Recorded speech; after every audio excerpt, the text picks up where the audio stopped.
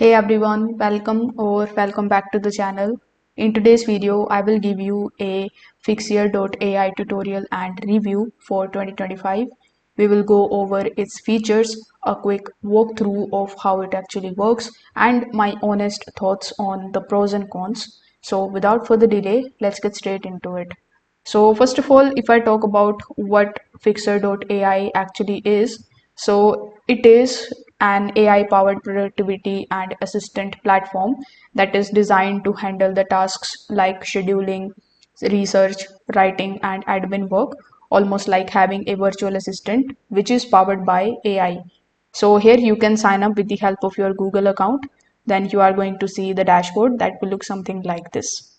Over here in the left hand section, you will see your space, and this will be your home page where you can connect your Gmail account and your Outlook account. So here, if I talk about the key features, it is going to give you the option of task automations.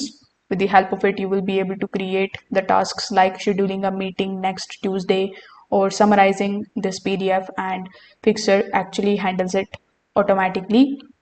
Then you are also going to see the option of AI writing and editing. With the help of it, you will be able to draft the emails, the documents, and marketing content with the built-in tone control. It is also going to give you the option of research support, with the help of which you can ask it to find the insights, compare the products, or analyze the data. The integrations option is also very good. It actually lets you connect with the tools like Google Calendar, Gmail, Slack to actually streamline your workflows. So here, if I talk about what I really like about this platform, so I would say that it actually saves your time by cutting down the repetitive tasks. The interface, as you can see, is very user friendly with clean dashboard.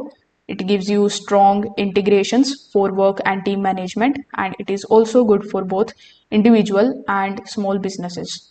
Now, there are some of the cons that I would like to mention, like the best features are locked behind the paid trial. You need to click on the option of upgrade in order to upgrade to their paid plan. It's still not perfect at handling very complex tasks, and it relies on the integration, which are limited if you don't use the supported applications. So if this video helped you out, make sure that you like this video and subscribe to the channel. Thanks for watching.